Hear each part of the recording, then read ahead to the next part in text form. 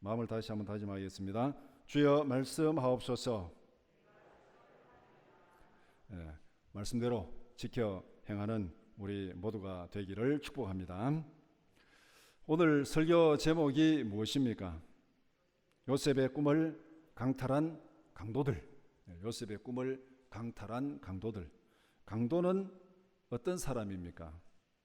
사전을 찾아보니까 폭행이나 협박으로 남의 재물이나 재산을 빼앗는 도둑. 강도가 국어사전에 그렇게 설명되어 있습니다. 폭행이나 협박으로 남의 재물이나 재산을 빼앗는 도둑.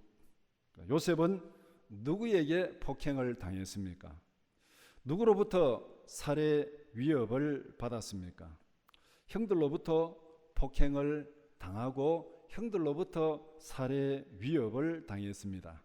요셉이 들판에서 만난 강도들은 누구였습니까?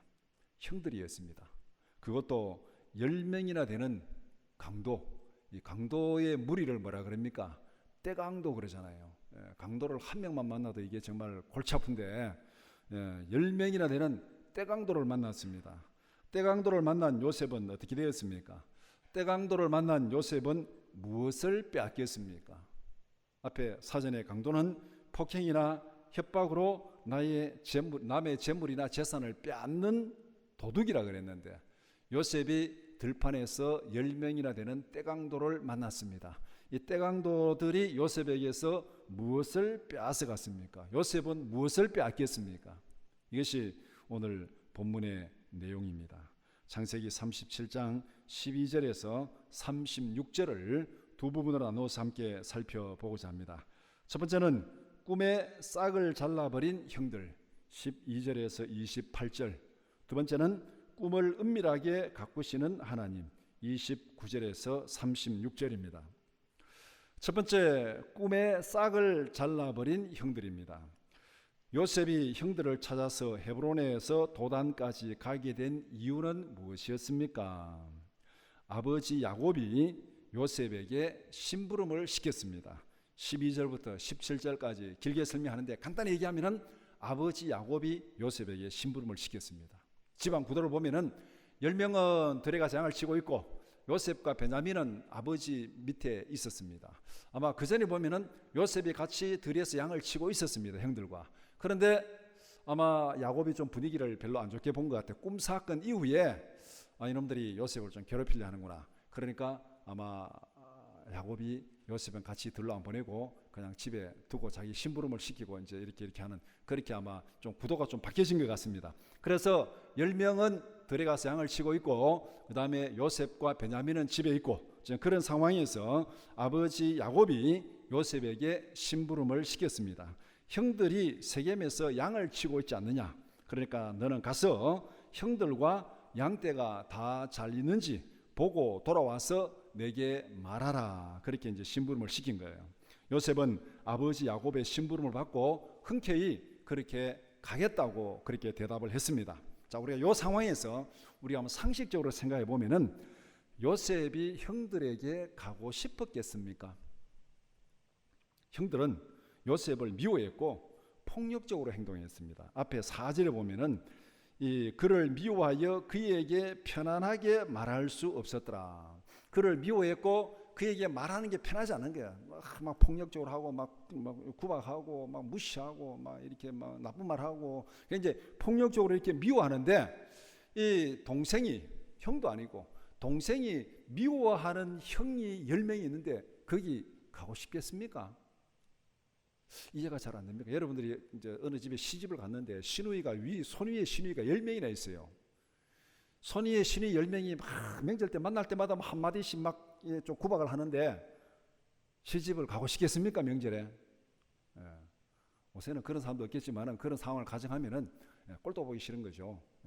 요셉이 상식적으로 생각하면은 형들에게 갈 이유가 없습니다. 가기도 싫습니다. 그리고 세겜은 헤브론에서 한 80km 정도 떨어진 거리입니다. 그러니까 가까운데 뭐 여기서 뭐 경산 갔다 오느라 이 정도도 아니고 80km 떨어진, 80km 뭐 어디쯤 되겠습니까? 의성, 안동 막 그쯤 되는 데예요. 그러니까 그까지 갔다 오라고 지금 그렇게 얘기를 하고 있습니다. 이렇게 보면은 야곱이 요셉에게 시킨 심부름은 굉장히 귀찮기도 하고 또 미워하는 형들에게 가기 때문에 굉장히 위험한 심부름입니다. 거기 가서 또 어떻게 터지고 올지 모르는 그런 상황입니다. 그러니까 상식적으로 보면은 야곱이 요셉에게 시킨 그 심부름은 요셉으로는 별로 가고 싶지 않은 귀찮고 또 위험한 그런 심부름입니다. 그런데도 요셉은 기꺼이 가겠다고 나섰습니다. 아버지가 시키니까 거절 못해서 간다고 말할 수도 있겠죠. 그런데 세겜에 도착한 요셉은 형들을 만나지 못했습니다. 형들이 도단으로 갔다는 말을 들었습니다. 도단은 세겜에서 또 20km 정도 더 가야 됩니다. 그러니까 또 20km 정도 더 가야 되는, 여기서 요셉은 다시 한번 갈등을 할 수도 있습니다. 아버지가 시키는 대로 세겜까지 왔는데 여기서 찾아서 못 찾았습니다. 그래서 핑계를 대고 집으로 돌아갈 수도 있죠. 아버지가 심부름을 시키는 거 거절을 못해서 왔다면은 세겜까지 왔잖아요. 아버지 시킨 대로 했습니다. 여기서 열심히 찾았는데 못 찾았어요. 그래서 이제 핑계를 대고, 하기 싫었다면은 핑계를 대고 돌아갈 수 있습니다. 그럼 아버지가 무슨 뭔 말을 하겠습니까? 세겜까지 가서 열심히 찾아보고 못 찾아가지고 어디인지 모르겠습니다 하고, 아이고 잘 됐다, 뭐 형들 안 그래도 가기도 싫은데, 이렇게 하고 집으로 돌아갈 수 있는 상황입니다. 그러나 요셉은 폭력적인 형들을 찾아서 거기서 또다시 20km나 되는 거리를 가서 도단까지 갑니다. 이 장면은 우리에게 무엇을 보여주고 있습니까? 요셉은 위험을 무릅쓰고 자기에게 맡겨진 일은 충성한다는 것, 끝까지 충성한다는 그 모습을 보여주고 있는 거예요.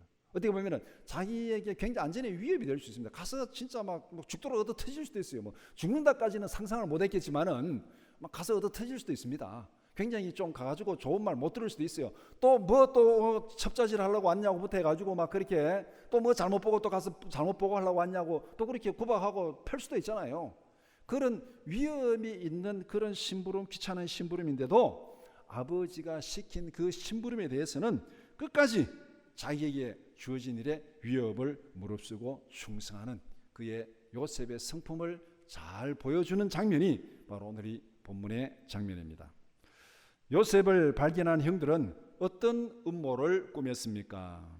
18절은 들판에서 요셉을 만난 형들의 첫 번째 반응입니다. 18절에 그들이 요셉을 멀리서 보고 죽이기를 꾀하여, 요셉이 채색 옷을 입었으니까 멀리서 봐도 저놈이 요셉이구나 금방 알 수 있는 거죠. 요새 여러분들이 이 마스크를 끼고 이렇게 예배를 참석하니까 제가 멀리서 보면은 이 흔히 말하는 실루엣만 보고 알기 때문에 잘 몰라요. 뭐 늘 보는 사람들이 알겠지만은 좀 이렇게 주일날만 보는 사람은 머리 헤어스타일만 딱 바꾸고 옷만 바꿔 입어버리면 제가 누군지 모릅니다. 멀리서 보면은 이분인가 저분인가 뭐 모르잖아요. 근데 요셉은 채색 옷을 입었으니까 형들이 보면은 멀리서 보고도 저 요셉이구나 금방 알았습니다. 요셉이 형들을 발견하기 전에 어쩌면은 형들이 요셉을 먼저 발견했습니다. 그래서 멀리서 보고 이제 요셉이 다가오는 사이 이제 죽이기를 꾀하는 거예요. 이것이 아버지 심부름을 온 동생에게 할 수 있는 일입니까?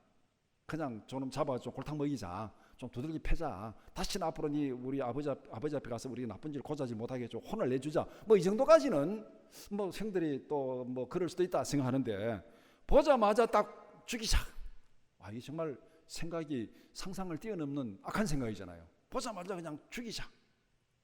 도대체 형들이 요셉을 이렇게 죽이기로 한 이유가 무엇입니까?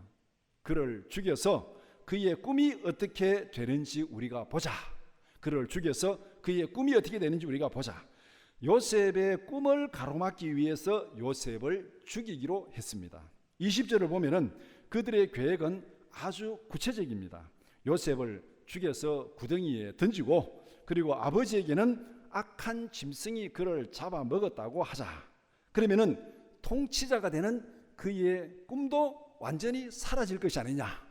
그러니까 이 요셉의 형들에 있어서 제일 중요한 건 뭐냐면은 요셉의 꿈을 가로막는 겁니다.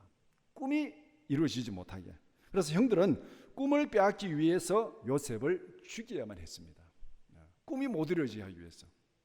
어떤 일이 있어도 요셉이 통치자가 되는 꼴을 볼 수가 없었습니다. 네가 우리의 통치자가 된다고? 그거는 눈뜨고 정말 못 볼 일이다. 지금까지 우리가 너로 인해서 차별받은 거 충분하다. 지금까지 우리 어머니들이 차별받은 거 충분하다. 이렇게 대를 이어서 차별을 받았는데 또 네가 우리 통치자 돼가지고 또 우리 후손들까지도 그렇게, 이건 도저히 있을 수 없는 일이다. 그러니까 어떤 일이 있어도 이 꿈은 막아야 된다. 그러자면은 아예 꿈을 그냥 싹을 싹 잘라야 된다. 그 방법이 뭐냐? 요셉을 죽이는 것입니다. 요셉에게서 꿈을 빼앗기 위해서 그들은 강도로 돌변했습니다. 강도가 뭡니까? 폭력이나 위협으로 다른 사람의 재산이나 재물을 빼앗는 도둑이라고 그랬습니다. 그러니까 이 형들은 요셉에게서 재산, 재물, 이거는 이제 무형의 재산이, 무형의 재산, 꿈을 빼앗기 위해서, 뭐 돈도 아니고 뭐 같은 무형의 재물, 재산, 이 꿈을 빼앗기 위해서 요셉을 죽이기로 계획을 세웠습니다. 그것도 10명이나 되는 떼강도로 돌변했습니다. 아버지 심부름을 떠난 요셉은 머나먼 들판에서 떼강도를 만났습니다.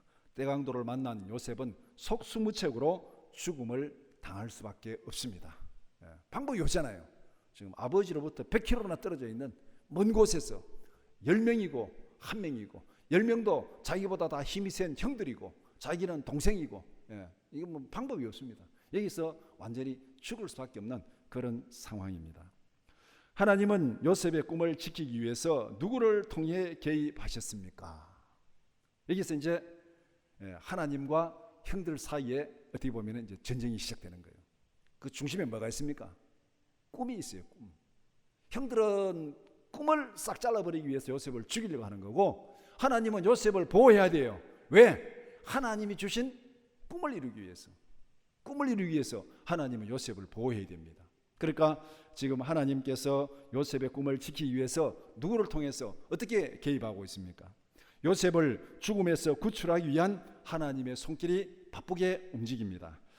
첫 번째 단계는 루벤을 등장시킵니다. 루벤이 형제들에게 그를 직접 죽이지는 말자. 그를 직접 죽이지는 말자. 구덩이에 던져가지고 그냥 스스로 죽게 버려두자. 그래 제안합니다. 그러니까 어떻게 보면은 죄를 조금 이렇게 자기들로서는 죄를 좀 경감시키는 거죠. 직접 죽이는 것하고 구덩이에 던져놨는데 뭐 지가 거기서 굶어 죽든지 죽은 거하고 뭐 같이 어떻게 보면은 좀 죽게 만들었지만은 그래도 좀 자기들로서는 좀 죄를 좀 덜, 죄책감을 덜 느끼는 좀 이렇게 그런 방법을 지금 찾은 거죠. 그래서 이 형들은 요셉의 옷을 벗기고 구덩이에 던졌습니다. 루벤의 말이 그럴듯하잖아요. 어차피 죽는데 던져놓으면 어차피 죽습니다. 죽으니까 그냥 우리가 잔인하게 죽이기는 좀 그렇고 그냥 던져놓으면 지가 알아서 죽게 그냥 그래 버려두자. 그러면 어차피 죽는 거 아니냐. 이렇게 해가지고 이제 이 루벤의 말을 듣고 옷을 벗겨서 구덩이에 던졌습니다. 근데 본문은 마침 그 구덩이에는 물이 없었다. 이렇게 말합니다. 마침 물이 없었다. 이 말은 뭐냐면은 요셉이 구덩이에 던져졌지만은 여전히 죽지 않았다. 다시 말하면 요셉이 살아 있다. 그걸 지금 보여주는 거죠. 구덩이에 던져졌는데 요셉은 죽지 않고 살아 있다. 두 번째 단계는 유다를 등장시킵니다. 유다는 요셉을 죽이지 말고 노예로 팔아버리자고 그렇게 제안을 합니다. 지금 형들의 목적이 뭡니까? 꿈을 꺾는 거예요. 꿈을 꺾는 거. 요셉을 죽이는 것도 결국 꿈을 꺾기 위해서 죽이는 거잖아요. 죽이는 게 어떻게 보면 목적이라기보다는 꿈을 가로막아야 됩니다. 그래서 유다가 요셉을 죽이지 말고 노예로 팔아버리자.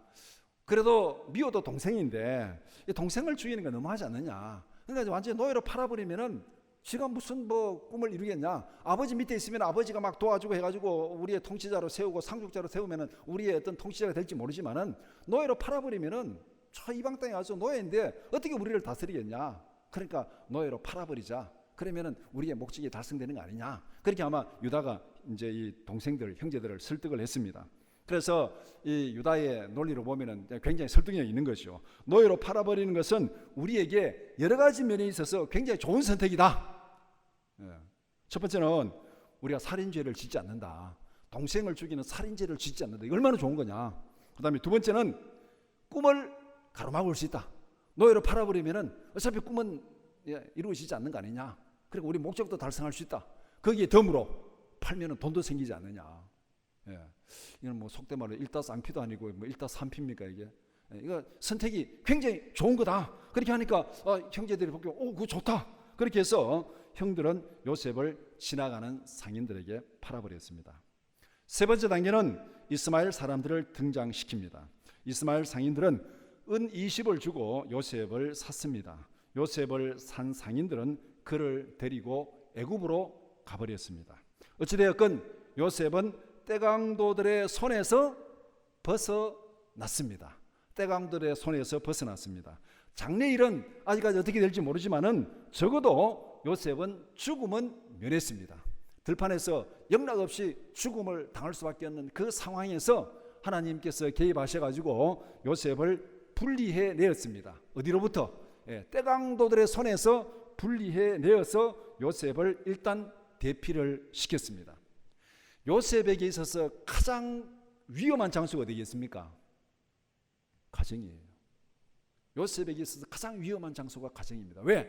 거기에는 요셉을 죽이려는 10명의 형들이 거기 있습니다. 이렇게 본다면은 요셉은 가정에 같이 있는 한은 언제 죽을지 몰라요. 하나님 볼 때는 요셉이 생각할 때는 가정이 제일 안전하다고 생각할지 모르지만 하나님 볼 때는 가정이 제일 위험한 곳이에요. 그러니까 하나님께서 요셉을 가정에서 분리시켜 가지고 아예 형들이 소식도 못 듣는 애굽으로 보내버린 거죠. 완전히 보내버렸습니다. 우리가 요새 신문에 가정 폭력 이런 기사들이 많이 나오고 또 애들이 또 이 부모에 의해서 죽임을 당하는 그런 또 가정 폭력들이 참 예전에는 상상도 하지 못했던 그런 일들이 신문에 간혹 보도되잖아요. 부모들로부터 학대를 당하고 폭력을 당하는 어린아이들에게 제일 위험한 장소는 어디입니까? 가정이에요. 거기는 더 이상 도움의 손길을 줄 수가 없습니다. 가정에서 어떤 일이 일어나는지 남들이 알 수가 없어요. 그러니까 거기에서 죽어나오는 겁니다. 이렇게 보면은 요셉에게 있어서 제일 위험한 장소는 가정입니다. 그렇게 본다면은 이 장면은 지금 굉장히 힘들고 어려운 장면이지만은 하나님은 어떤 면에서는 제일 위험한 데서 요셉을 구출해 가지고 안전한 곳으로 대피시켰다. 이렇게 볼 수도 있는 그런 상황입니다. 그래서 요셉의 형들은 요셉의 꿈을 싹 잘라버렸다. 노예로 팔았으니까 끝났다. 그렇게 생각을 할 수 있습니다. 두 번째는 꿈을 은밀하게 가꾸시는 하나님. 요셉을 노예로 팔아버린 형들은 누구를 속였습니까? 요셉의 형들은 아버지 야곱을 속였습니다. 20절에서 계획한 대로 그대로 실행합니다. 요셉을 제거한 다음에 할 일은 이제 아버지를 속이는 것입니다. 아버지 동생을 죽였다면 이제 아버지 앞에서 어떻게 살아남을 수가 없잖아요. 그러니까 이제 아버지를 잘 속여야 됩니다. 들짐승이 요셉을 잡아 먹었다고 그렇게 속이자 이렇게 계획을 세웠습니다. 그 계획대로 이 형들이 이제 실행을 합니다. 요셉이 입었던 채색 옷에 수염소의 피를 적셨습니다. 수염소의 피를 적신 채색 옷을 야곱에게 가지고 갑니다. 이것을 우리가 오다가 들판에서 발견했는데 오다가 보니까 들판에 이 옷이 있더라. 그래서 우리가 혹시 평소에 요셉이 채색옷을 입었으니까 그거 아닌가 싶어서 우리가 주워가지고 이렇게 왔는데 아버지 한번 확인해 보세요. 이렇게 지금 야곱 앞에 내놓습니다. 야곱은 아들들이 꾸민 속임수에 완전히 속았습니다. 33절 말씀 보면은 아버지가 그것을 알아보고 이르되 내 아들의 옷이라 악한 짐승이 그를 잡아 먹었도다. 요셉이 분명히 찢겼도다. 야곱이 그 옷을 보고 탄식하는 탄식입니다. 형들이 볼 때 어떻게 생각했습니까? 야, 우리 계획대로 딱 맞아떨어졌다. 우리는 그냥 이 옷 들판에서 주었는데 한번 아버지 한번 보세요 하고 줬는데 아버지가 그것을 딱 보고 해석을 다 해버렸어요. 요셉이 악한 짐승들에게 찢겨 죽었구나. 요셉이 죽었구나. 이게 형들이 죽였다고 이제 의심하지 않고 요셉이 짐승에게 죽었구나. 그렇게 하면서 탄식을 하고 있습니다. 야곱은 완전히 속았고 형들은 이 자기들의 요셉을 팔아버린 그 죄가 완전히 덮여졌습니다. 완전히 숨겨진 거죠. 그래서 떼강도로 돌변한 형들의 범죄는 완전 범죄로 마무리되었습니다. 아버지가 속아 넘어갔고 형들은 그렇게 떳떳하게 이제 우리는 어떻게 보면은 이 요셉의 옷을 주워다가 준 어떻게 보면 좀 선한 척하면서 그렇게 인심 쓴 그런 모습이 되었습니다. 야곱이 아들들에게 속아서 빼앗긴 것은 무엇이었습니까? 앞에서 강도가 뭐라고 했습니까? 폭력이나 협박으로 남의 재산이나 재물을 빼앗는 도둑이 강도라 그랬습니다. 그러면은 야곱의 아들들이 야곱에게서 빼앗은 것이 무엇입니까? 형들은 요셉에게만 떼강도 노릇한 것이 아닙니다. 그들은 아버지 야곱에게도 떼강도했습니다. 아버지를 속여서 아버지에게서 많은 것을 빼앗았습니다. 강도가 폭력, 협박으로 빼앗는데 요새 강도는 뭡니까? 속여서 빼앗는 거잖아요. 보이스피싱, 속여서 빼앗는. 이거는 뭐 폭력도 아니고 협박도 아니고 속여서 빼앗는 거. 그래 보면은 오늘 이 본문에 있는 이 10명의 아들들은 야곱에게 오늘 보이스피싱을 통해 가지고 완전히 막 야곱을 탈탈 털어버리는 그런 아주 악한 강도들입니다. 떼강도로 돌변한 아들들이 야곱에게서 약탈한 것은 무엇입니까? 많이인데 적어도 한 3가지 중요한 것을 약탈했습니다. 첫 번째는 야곱에게 있어서 가장 사랑하는 아들 요셉을 빼앗아 갔습니다. 33절에서 있는 대로 아까 읽은 대로 요셉이 분명히 찢겼도다. 요셉이 분명히 죽었구나. 그렇게 이제 생각하는 거예요. 야곱에게서 사랑하는 요셉을 약탈해 가버렸습니다. 두 번째는 야곱에게서 삶의 기쁨을 완전히 빼앗아 가버렸습니다. 어떻게 보면은 우리 인생에서 제일 중요한 게 아니겠습니까? 삶에 살아가면 뭐 기쁨이 있어야 되죠. 기쁨을 다 빼앗아 가버렸습니다. 34절 35절 말씀. 자기 옷을 찢고 굵은 배로 허리를 묶고 오래도록 그의 아들을 위하여 애통하니 그의 모든 자녀가 위로하되 그가 위로받지 아니하여 이르되 내가 슬퍼하며 스올로 내려가 아들에게로 가리라 하고 그의 아버지가 그를 위하여 울었더라. 이제 이 모든 인생의 슬픔을 다 기쁨을 다 뺏겨 버렸습니다.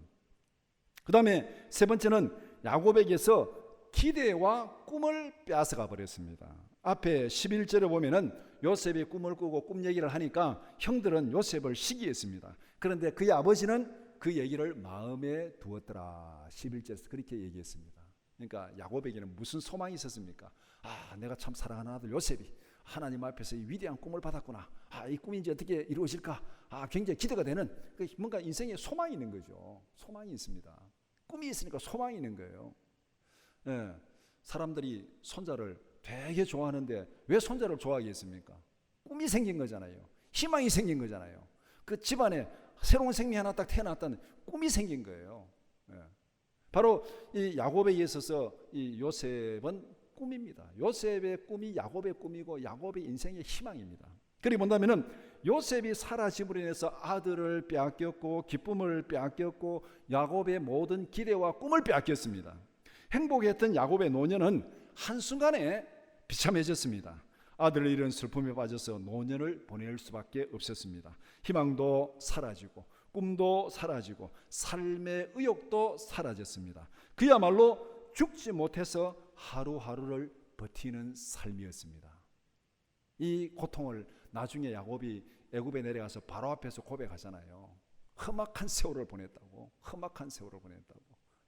내 나이 120년, 우리 조상들의 연수에 좋게 비교도 못했지만은 험악한 세월을 보냈다고 그렇게 고백을 합니다. 그러니까 이 야곱의 노년 인생이 한순간에 비참해졌습니다. 야곱의 가정은 기쁨과 희망이 사라진 지옥으로 변했습니다. 요셉을 잃은 슬픔으로 고통스러워하는 야곱을 지켜보는 그 가족들은 어떻게 했습니까? 한번 생각해 보세요. 자녀들이 집으로 들어오는데 아버지는 맨날 슬퍼하고 탄식하고 술주정 부리고 그냥 맨날 울고 그냥 술주정하면 그러면은 집에 들어오는 게 들어오고 싶겠습니까? 한번 생각해 보세요, 여러분들. 여러분들 집에 들어가는데 여러분의 부모가 맨날 신세 타령하고 슬퍼하고 그냥 술주정 부리고 그냥 그렇게 하면은 그 집안 들어가기 싫은 거죠. 하루 이틀도 아니고 맨날 그걸 보고 있다고 생각해 보세요. 그러면서 동시에 그걸 보는 이 아들들의 마음은 그래도 자기들이 죄책감이 있을 거 아닙니까? 겉으로는 다 숨겼지만은 그 모든 원인 제공을 지금 자기들이 했는데 그러니까 슬퍼하는 야곱이나 그것을 지켜보는 아들이나 괴롭기는 마찬가지입니다.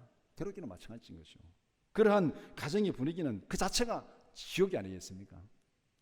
떼강도들은 자기들을 포함하여 가족 모두를 지옥으로 몰아넣었습니다. 하나님은 꿈을 강탈하려는 떼강도들로부터 요셉을 분리하여 어디로 보냈습니까? 36절 말씀에 그 미디안 사람들은 그를 애굽에서 바로의 신하 친위대장 보디발에게 팔았더라. 딱 이렇게 하고 이제 오늘 이 단락이 딱 끝납니다. 미디안 상인들은 요셉을 애굽으로 끌고 갔습니다. 요셉을 애굽의 노예 시장에서 팔았습니다. 을 20 주고 샀으니까 이제 그 뭐 좀 더 붙여가지고 뭐 30을 받든지 얼마를 받고 팔았겠죠. 요셉을 산 사람이 누구인지를 딱 지명을 하고 있습니다. 바로의 친위대장 보디발이었다.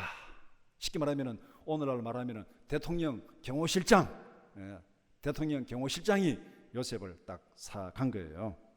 요셉은 세계를 지배하는 권력의 등잔 밑으로 팔려갔습니다. 등잔 밑, 등잔 밑, 불 바로 옆에 밑에 있잖아요. 그래 거기는 아직까지 어두운 곳입니다.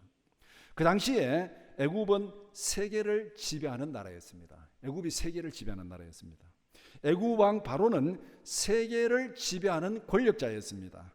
바로의 친위대장 보디발이니까 보디발은 세계를 지배하는 최고의 권력자 핵심 실세였습니다. 뭐 오늘날 뭐 신문에나 뭐 왕수석, 뭐 왕왕수석 아마 그 정도 되는 핵심 실세였습니다. 요셉은 노예로 팔려왔습니다.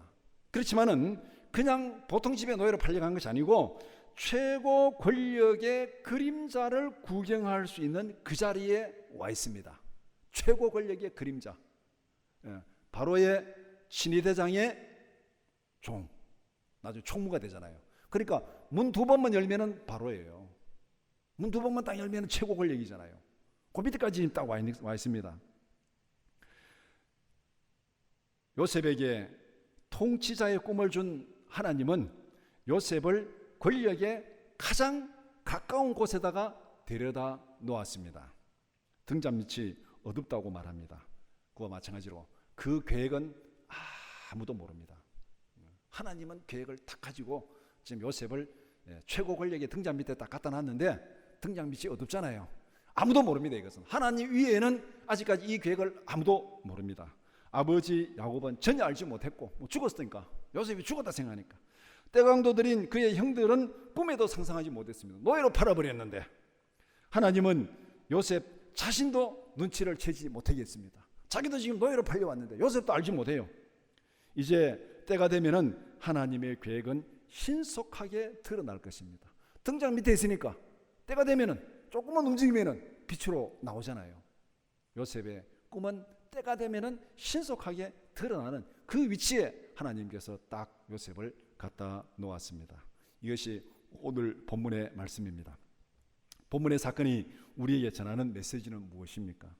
하나님께서 생명을 거두시지 않는 한 꿈을 포기하지 말라. 요셉은 형들에게 죽임을 당할 수 있었습니다. 구덩이에 던져졌습니다. 노예로 팔려갔습니다. 하여튼 여러 가지 죽음의 이 위기를 여러 번 거쳐갔는데 그래도 여전히 죽진 않았습니다. 웅덩이에 물이 없었더라 부터 해가지고 죽진 않았어요. 생명이 끝나기 전에는 끝난 것이 아닙니다. 우리가 흔히 뭐 야구 중계 보다 보면 그런 얘기 하잖아요.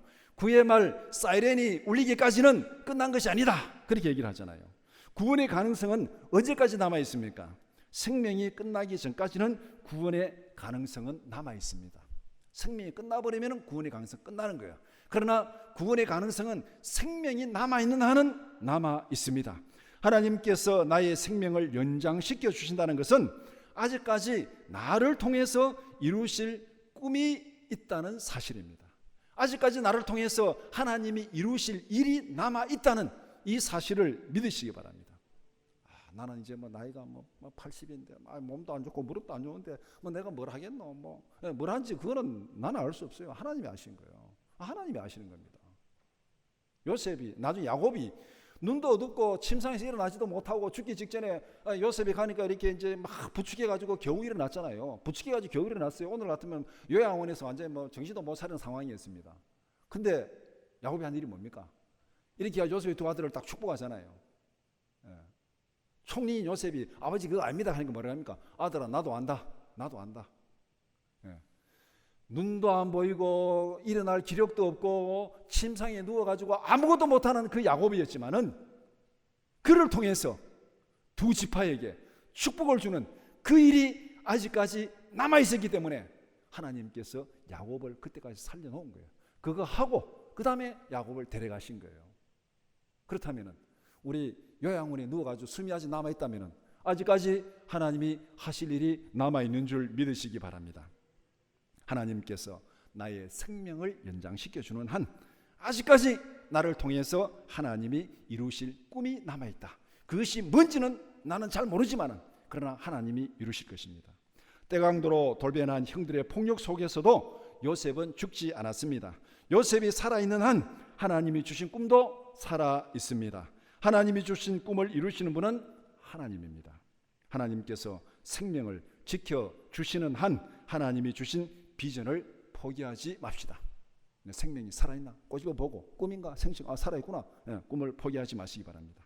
하나님이 간섭하시면 악이 변하여 복이 될 줄 믿습니다. 하나님이 어루만지시면 슬픔이 변하여 기쁨이 될 줄 믿습니다.